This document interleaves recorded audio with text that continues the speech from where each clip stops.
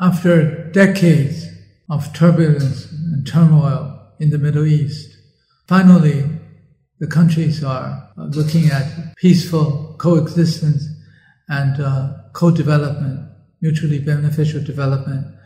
And much of it is under the auspices of the Belt and Road Initiative. Look at the latest development in Iraq, for example, after the total destruction by U.S. forces of their infrastructure and facilities and the killing of hundreds of thousands of people. Finally, it's restoring order and redevoting itself to development.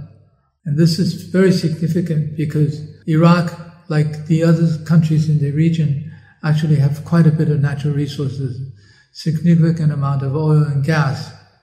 The government just put up for tender a couple of dozen sites for oil and gas development, especially gas. And what's significant is that winning the bids, Chinese companies won 10 of the bids, and it's the only foreign country that actually succeeded in winning bids in the process. Many European energy companies also participated in the bid, and local companies as well. And this is a very integral part of the Belt and Road Initiative of the Chinese government to help and develop industry, develop resources along the Belt and Road countries, and Iraq is certainly one of them. And in addition to these, there have been many projects, hospitals and schools and so on, which have been under construction in Iraq after the devastation of the Iraq War. And much of this is also done by Chinese companies, again, as part of the Belt and Road Initiative. Just in Iraq alone, we can see the destruction wreaked havoc on Iraq by the U.S. forces, by the American invaders. The rebuilding effort is by China. China is not out there to wear and tear everything down. China is out there to build, to construct, to improve the livelihood of the people.